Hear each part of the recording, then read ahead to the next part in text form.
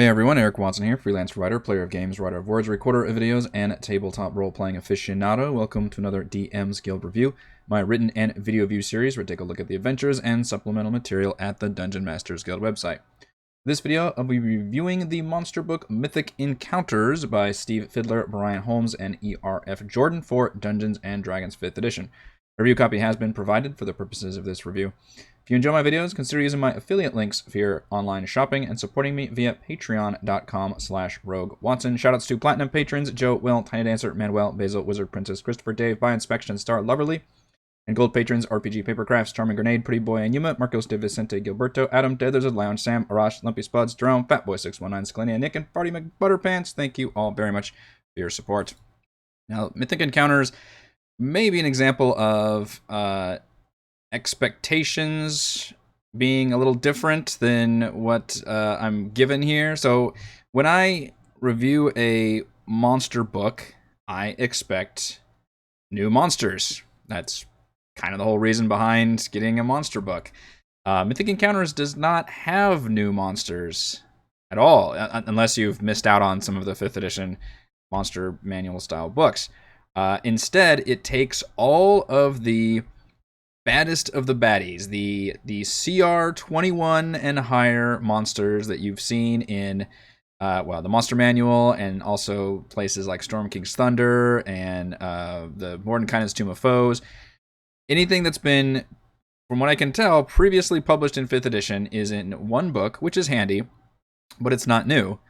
And it grants them new mythic abilities on top of all the other things they have, which are legendary actions, regional effects, and layer actions, as well as just having just giant beefy stat blocks. Now, the mythic actions, initially I was excited by this concept with a caveat, and the caveat is it applies the exact same mythic ability concept to every single monster in here. And the concept it uses, if you have played basically any video game, any RPG, or just any video game with a boss fight in it, then you know you have fought a boss, you think it's destroyed, you think it's donezo, and then all of a sudden something happens and it reaches stage 2 and becomes all the more powerful. JRPGs love to do this shit. And you're in for round 2 and it's an even more epic boss fight. Meanwhile, you're still gassed from that first round. And it does that literally by granting all of the monsters a new ability that's their mythic ability, in which they essentially fully heal from, you fought them all the way down to 0. Some of these have hundreds of hit points, and they fully heal, and you just have to face them again, but then they gain new mythic abilities, which are just additional legendary actions. That's not a bad concept, and I think it actually works for quite a few of the monsters in here. Some of them, and we'll go into it, I promise, some of them, it makes sense thematically even, why they would be, granting these new abilities and going to the second form. Others, though, it's a real stretch on why that had to happen, and it's a bummer just seeing that be the only idea and concept that's applied to make them all this mythic stat block. So I was very disappointed in that, and in fact, the very first monster on here is a Cerak, which it makes sense that his form can melt away, revealing a Demi-Lich, which is just a floating skull version of a Lich, and still has a lot of spells and things, and he gains new abilities. I was like, okay, cool, that's a great way of making a Cerak, who's already one of the strongest creatures you can face, even stronger, because you're essentially fighting a Demi-Lich after a Lich, a named one. So that felt very cool. But then other ones, it's just like, their illusion is melted, and they become this, and here's the real monster. Like, how did we not figure that out already? We're basically probably near level 20. We've got all these spells at our disposal. It doesn't quite work for all the monsters. So keep that in mind, and mainly keep in mind the fact that you're not really getting any new content here unless you have missed out on some of the monster stat blocks. So, you've got, like I said, a Cerak, which is in, that stat block is in Tomb of Annihilation. So maybe if you haven't played Tomb, maybe you haven't seen a Cerak specifically, or, I think, I don't know how many of the official books even have high-level threats that aren't also later published in other sources. Like, I think we've got, like, Demogorgon is in Out of the Abyss, but I think Demogorgon got printed again in, like, Mordenkainen. So I think pretty much if you have the Monster Manual and Mordenkainen, you've got, like, 70% of the monsters that are listed here. Really fun use of hyperlinks. The layout and design in here is really, really well done. You can click on literally any of these hyperlinks and be taken exactly to that monster, which is really cool. And then when it lists their loot and things you can gain, you can click on that and actually go to the loot page. And yes, I'll be covering that as well. But I very rarely see hyperlinks being used in PDF, so huge thumbs up to that. And we've got original artwork in here for all of the monsters. I think it's mostly original artwork. Some of it's licensed for this, but it's a lot of new art. It didn't just copy and paste the art, so that is a huge thumbs up as well. So even though I don't necessarily agree with the concept behind the fact that we are not introducing any new stat blocks, we're just getting existing stat blocks and then we're slightly tweaking them. But even then, those slight tweaks are mainly just applying that same concept to every single monster. It's still, I think, overall a very attractive, useful supplement to have. We also get a new mythic background, a new player background called the Mythic Ascendant, which your whole goal is just to kick one of these big creatures' asses. Some of them I don't think actually have asses, so that might be problematic. But there's tables you can roll that, or it's just your whole character's goal is you just become, a big-time monster hunter. So that's kind of cool. We get a new player background. That's thumbs up there. So Mythic Foes is the bulk of this supplement. It's over 130 pages, and that's mainly what you're going to find here. As I mentioned with a Cerak, it's a good example of one that is kind of fun, where you start off with this creature that's got, again, this stat block, I believe, is the exact same copy and pasted from Tomb, which I think is pretty much the same kind of lich from the Monster Manual, plus and minus some new abilities. The only new part is the mythic actions we get here, which are just legendary actions that they gain after they go into mythic mode, after they go into their second stage boss fight. And again, if you don't have a picture, Hades, I think, was the most recent game I could think of, where you think you beat the boss and then he just full on regains hit points and gains some slight new abilities. That's what happens here. They all gain these new abilities. Some of them are really interesting and some of them are not very interesting at all, and I'll go over the ones that I think work better and maybe ones that don't work as well. I really appreciate that when they do transform into the mythic mode, which again is you've beaten down this huge CR 21 plus monster down to 0 hit points, and then it triggers their mythic ability. If you want to run this mythic mode on it, players are really high level and they've just kicked its ass, then you get a really cool flavor text paragraph that the designers have provided that details that transformation. So in this case, the body that was a Cerak crumbles, turning to dust along with his robe, staff, talisman, and crown. The dust swirls in midair, vaguely resembling a skull. A hollow, dry voice echoes, "So this is what it's come to then. Bow before true power insects, and this will be swift." I shouldn't have done that. I have to keep talking for this review. The dust begins to solidify in the form of a skull with 2 red rubies shining brightly in its eye sockets and 6 diamonds affixed where teeth should be. That's very cool. That's well written. That's evocative. And we get one of those for every single one of these stat blocks, which is pretty neat. And I think it works for a Cerak, turning him into a demi-lich. Now, power-wise, it's a little bit different. Some of them, there's no change whatsoever. They just regain their hit points, you just fight him again, and they just gain the mythic actions. Others, they do get a little bit different. Obviously, in this case, he doesn't have a walking speed. He gains a flying speed. He can hover. He gains resistance to non-magical attacks. His size changes to tiny because it's just a floating skull. There's little changes here and there. And then you get slightly different mythic actions that, again, act the exact same way as legendary actions. They just gain even more, which, frankly, becomes an absolute chore for Cerak because he already had, 5 legendary actions. Now he's got, 8 things he can do between turns, and he's already a 9th level spellcaster. Screw this guy. I don't like you, Cerak. We can go over, let's see. The aspect of the Earth Mother is a Leviathan. So, partly what this does is it takes generic creatures that are not named, they're just a kind of creature that happens to be gigantic and powerful, like the Leviathan, and gives it a unique, persona, although that doesn't come into play in the context of the actual stat block. There's no difference between the aspect of the Earth Mother and a regular Leviathan whatsoever. That one, at least, whenever you do bring it down to 0 hit points, its heart appears, which you can actually deal damage to, and then once that's destroyed, then it turns onto its mythic mode, in which case it just regains all of its hit points all over again, and you get to fight it with its new mythic actions, which it does gain some new features from there, which is kind of cool. But honestly, the Leviathan doesn't seem that much more interesting in Mythic mode, and it doesn't. See, what does it say for it's Unchained, reduced to 0 hit points, doesn't die or fall unconscious of the damage, exposes a golden heart idol, so it does the heart thing. When the idol is destroyed, the Leviathan is restored to full hit points, gains a flying speed equal to its swim speed. And that's the only difference, which, I mean, that's kind of cool, but you're probably fighting it in the water anyway.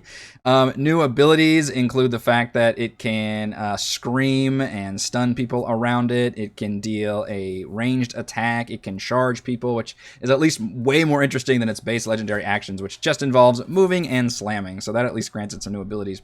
Some of the transformations add really cool effects, like Baphomet.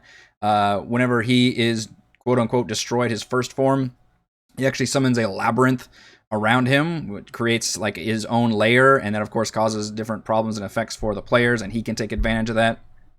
Other ones include, I had to write down a lot of notes here because this is a big supplement. Let's see, where is the Solar, which is the, I think it was the Celestial Echo. So when Echo is destroyed, I don't know if her body contains another body or something going on, but she looks up with a confused expression upon her face to whisper, "You fools," slumping over. Her body begins to immolate, and another figure pops out that was apparently inside of her, stretching and feeling his new body functions.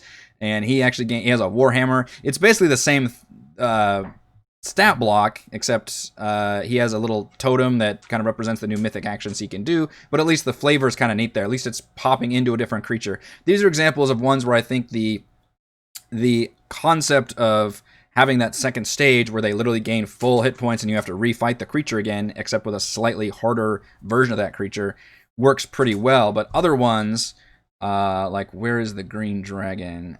This one, Old Gnawbone. It's the one here is literally, it's just an illusion, because green dragons are all about like illusions and stuff. And when you fight it, you realize what you've been fighting the whole time, just an illusion, and then the real one pops out. Like, that's bullshit. And plus, if your players are able to fight a creature of this magnitude, I'm pretty sure they can see through all of those kind of illusions. So a lot of these, and like the Demogorgon, when it goes down, it mentions really something stupid about how its twin minds finally, come to an agreement. What was the actual line here? Doesn't die or fall unconscious. His twin minds come to an agreement. They are in danger and must work together to overcome the threat. And then that grants him hit points.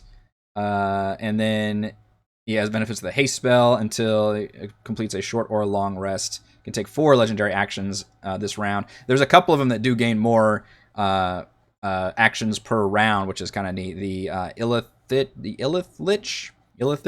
I forgot how you combine those words, but there's whatever name he is in here, actually gains like a bunch of new abilities. Probably one of my favorite ones that gains new mythic. But like the Demogorgon, like it doesn't really make any sense thematically that all of a sudden it like slumps over and then it's like, oh, now I've decided to go into stage 2. Like not every boss monster needed to do this. I would have really liked to see if some of them, maybe when they reach like 50% hit points, that unlocks new abilities, or they gain an even other attack. It's the classic old school video game thing of the boss monsters blinking red and it becomes, faster or stronger. And I like that idea, in other words, of granting really powerful boss creatures new abilities as they get more damaged, and thus you're upping the tension of the fight, especially if it's kind of lagged a little bit in terms of we're doing the same things. Unlocking new abilities is cool. I don't necessarily agree with the fact of beating this monster all the way down to 0 and then it just regains all of its hit points and you're just refighting that monster all over again. That can work for some monsters. I don't think necessarily works for others, and even the designer here struggles to apply that to every single monster because it just doesn't work very well. Some of them are cool, like another angel bursting out of the body, whatever. That's pretty neat. There's a really cool one with the Mama Tarrasque, which has got to be taken from that god-awful Godzilla 2000 movie, where you actually do beat the Tarrasque. It falls down, but you realize its body is like it's been dropping eggs everywhere, and now you have to fight all the baby Tarrasques. And the rules there are kind of weird because she still regains hit points to maximum, but she's just constantly using her mythic actions to spawn these mini Tarrasques. So I guess you still have to do damage to her body in order to actually stop this whole thing. So that's kind of weird, but at least that one, again, that's kind of a cool, like, okay, we've changed the entire dynamic of the fight now. We're just fighting these little offsprings instead of the head honcho, whereas a lot of these are just like, or it does the classic just like Super Saiyan mode, basically, especially with the demons. They tend to just go like, oh, now I've gained so much more power and I regain all my hit points and I'm going to fight you to death. And as somebody who's been obviously a player and a DM, that just seems like a slog in a lot of cases. Now, I have never played in tier 4. We're actually just now in our current campaign have made it to level 16, I believe, so we're going to be entering that realm. And I mean, fights already take a long time. Boss fights can be very, very cool and very fun, but having to do one of these boss fights essentially twice kind of seems like a nightmare, honestly. I think that should be used sparingly and not as the norm to make every single one of these creatures a mythic encounter. I would have loved to see different solutions being made, like the boss can, I don't know, you're all teleported into its lair when it gets down to its low hit points, or I mean the lair actions already kind of exist, or maybe you unlock new, like I said, new abilities. You can still have the mythic actions in there and just unlock them as it gets lower in hit points and not have to wait so many rounds for it to go down. But maybe I'm crazy, maybe I don't realize like how quickly a high level party can nuke some of these boss monsters down, and you need that like heal up in order to keep the monster going. So that might be the case. I'm coming from what I think would be kind of a slog to be able to do that. And some monsters, like I said, it makes cool sense. There's literally a phoenix in here at one point. This one, Brass Heart, which is, I think, one of the only examples of a creature that is not already a CR 21 or above. I think a phoenix is like a 15 or 16, and it's actually upgraded to a high-level threat and given its own special little name, Brass Heart. But again, that doesn't really matter for anything. Obviously, a phoenix makes perfect sense that it would be reborn and be reborn right then and there. And actually, in the context of being born, I believe it does its big explosive death and stuff, which is pretty cool. But others are just like they just gain new power, or they just get really powerful. And some of them, they sound cool. Like Iamrith, the blue dragon from Storm King's Thunder, she's in here. All the dragons, by the way, are taken from like probably their most famous versions of that dragon from Forgotten Realms lore. Clouth is the red dragon, for example, and she gains like a new cool like elemental form where she just becomes bathed in like blue fire. Like that seems kind of cool, but again, do you have to do that when you go all the way down to 0 hit points and then fight them all the way up at like max hit points again? Oi, that seems rough. What are some of the ones I can cover? So let's see, which is the where are you? There we go. It's a Gratz is the Ilith Lich, which is the Lich Illithid. And this one gets really cool abilities when it apparently destroyed its colony, and including the, what are they called, Alhoons and the Elder Brain. And so it can summon all the ghosts of those of its former leaders of its colony when it goes into mythic mode. And it literally changes quite a bit of how that works. Let's see, where does it actually say that? Leashed souls.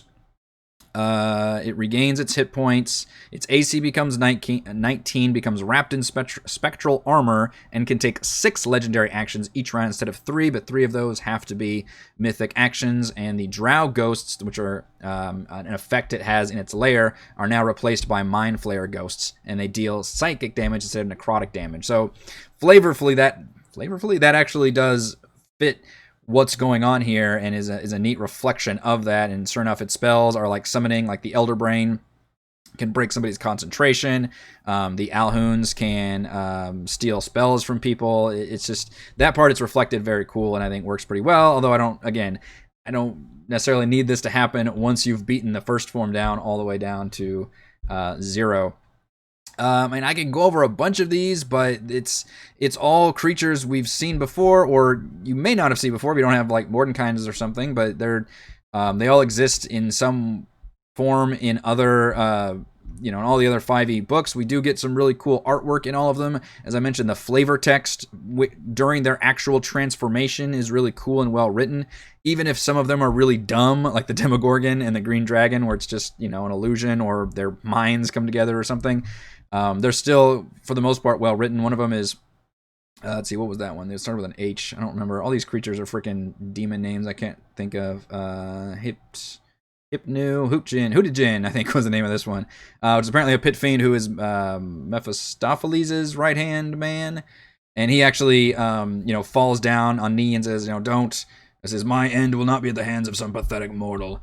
And then Mephistopheles gives him a boon that grants him new abilities, and he gets all these new ice powers. I think it's ice powers. Brown skin turns blue, scales frosting along their edges, wings, slick and leathery things are replaced with those made of ice. His claws and horns become craggy and irregular. Molten red eyes change to a hotter violet blue. Very cool, and that, again, kind of reflects his abilities and all that. So I do think that stuff's very, very well written. But yeah, that's pretty much what we get here.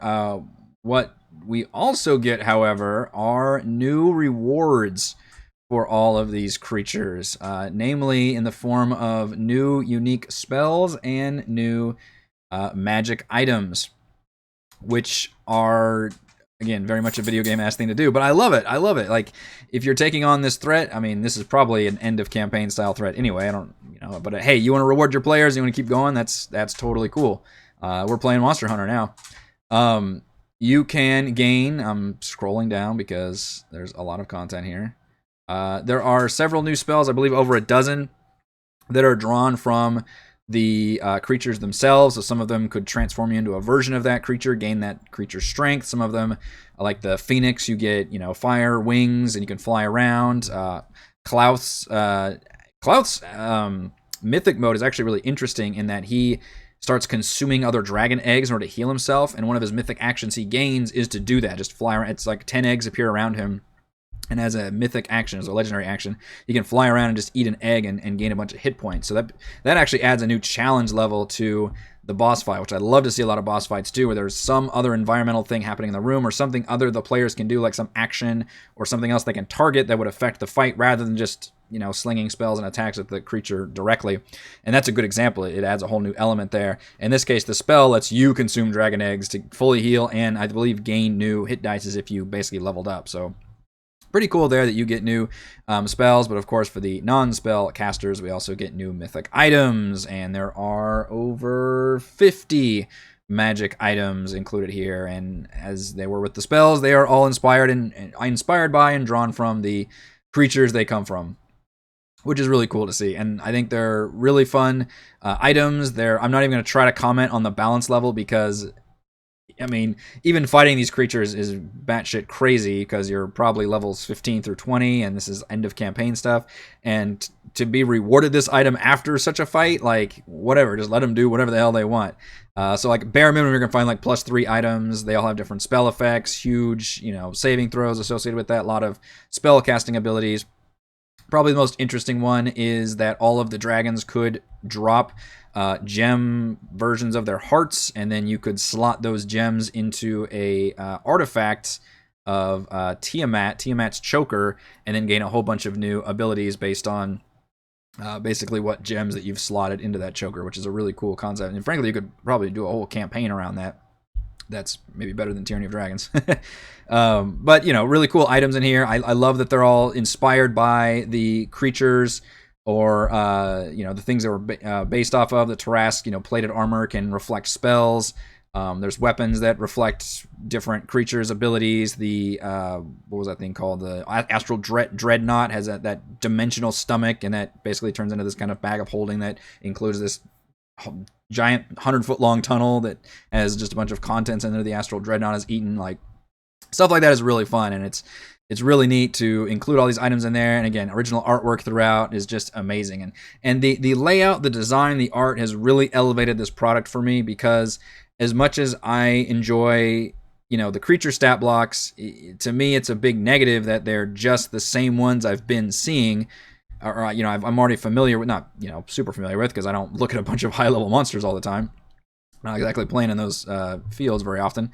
But I was really excited about getting new content, and this doesn't have a lot of new content when it comes to the monsters. The only new content are those mythic actions and the flavor text and the actual transformation. But even in the transformation, it says, here's how to make your own, and you can use this as an example. I thought, okay, that's the one example. But no, that's the only thing that's used here, is that concept of when they die, they fully heal, and then they gain a couple new legendary actions. I think that's just too...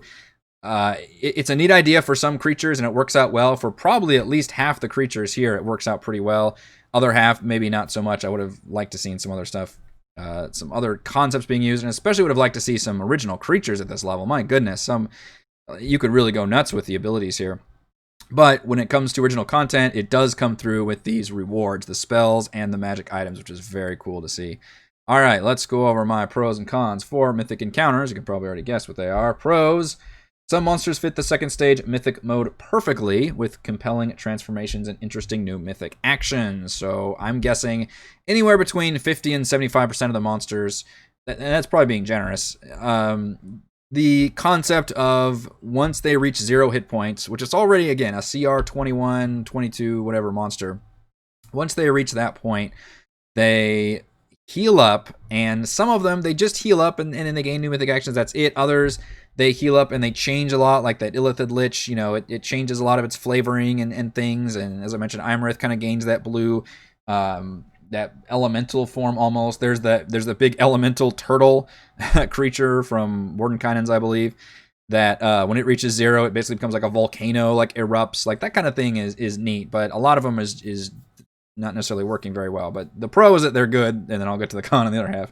half. Pro: the Mythic Ascendant player background is very cool. I like to see the new backgrounds. It's got, you know, traits, bonds, flaws, all that stuff. Good to see. Pros: new original artwork for every entry and helpful sidebars on where to learn more about certain monsters. So by that, I mean, let's see. So for DMs wanting to know more about the Leviathan, Earth Mother, Khazgaroth, or the history of the Moonshae Isles, can look to these books, and it will actually cite different like adventures or novels or even articles and adventures in like Dungeon and Dragon magazines.